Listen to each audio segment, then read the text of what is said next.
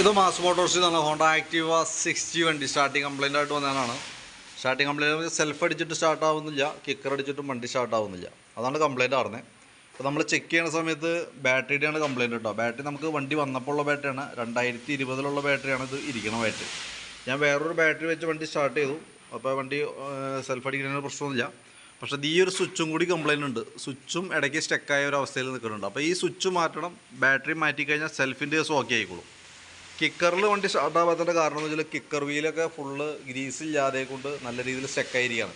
അപ്പോൾ ഞാൻ ആ ഭാഗം കൂടി ഒന്ന് അഴിച്ച് ക്ലീൻ ചെയ്ത് ഗ്രീസ് ചെയ്തിടാൻ വേണ്ടിയിട്ട് അഴിച്ചിട്ടുണ്ട്. അപ്പോൾ കിക്കറിൻ്റെ കേസിലും വണ്ടിയിൽ സ്റ്റാർട്ട് ആയിക്കോളും, കുഴപ്പമൊന്നുമില്ല.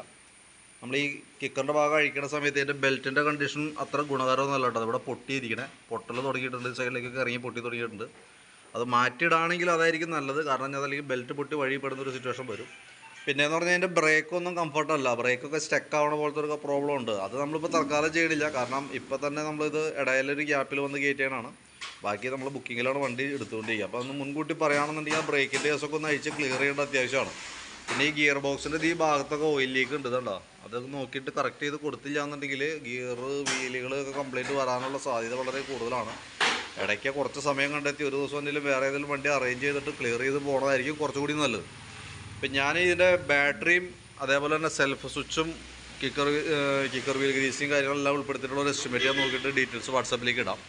ഈ ബെൽറ്റ് മാറുന്നുണ്ടെങ്കിൽ കൈയോടെ പറയുകയാണെന്നുണ്ടെങ്കിൽ അതിൻ്റെയും കൂടി കൂട്ടത്തിക്കൂടെ മാറ്റിയിടാനായിരിക്കും സേഫ്. അതും ഈ സ്റ്റാർട്ടിങ്ങുമായിട്ടൊന്നും ബന്ധമൊന്നുമില്ല. പക്ഷേ ഞാൻ കിക്കർ അഴിച്ചപ്പോൾ അതിൻ്റെ കണ്ടീഷൻ കണ്ടപ്പോൾ ഒന്ന് ഇൻഫോം ചെയ്തു എന്നുള്ളൂ. അതല്ലെങ്കിൽ നമ്മൾ ബെൽറ്റ് പൊട്ടി വഴി കിടക്കും, പിന്നെ വീണ്ടും നമ്മൾ അത് അഴിച്ച് വീണ്ടും ചെയ്യേണ്ട ഒരു സിറ്റുവേഷനൊക്കെ വരും. അപ്പോൾ കൂട്ടത്തിക്കട അത് ചെയ്തു പോവുകയാണെങ്കിൽ അതായിരിക്കും നല്ലത്. കാരണം എന്ന് വെച്ചാൽ ബെൽറ്റ് മാറ്റുന്നുണ്ടെങ്കിൽ ക്ലച്ചും കൂടി ഗ്രീസ് ചെയ്യണം. ഇവിടെയൊക്കെ തുരുമ്പാണ്, ഫുള്ള് വീലിലുള്ളൊക്കെ തുരുമ്പാണ്. അപ്പോൾ ആ ക്ലച്ച് ഗ്രീസിങ്ങും ബെൽറ്റും കൂടി കൂട്ടത്തിക്കട ചെയ്യുകയാണെങ്കിൽ അതായിരിക്കും കുറച്ചുകൂടി ബെറ്റർ കേട്ടോ. അപ്പോൾ ബാക്കിയത്തെ ബാറ്ററിയും ഈ സ്റ്റാർട്ടിങ്ങുമായി ബന്ധപ്പെട്ട ഒരു എസ്റ്റിമേറ്റ് ഞാൻ നോക്കിയിട്ട് പറയാം. ക്ലച്ച് ഗ്രീസിങ്ങും ബെൽറ്റും മാറുന്നുണ്ടെങ്കിൽ പറയാം, അതനുസരിച്ച് അഡീഷണൽ എസ്റ്റിമേറ്റ് പറയാം കേട്ടോ.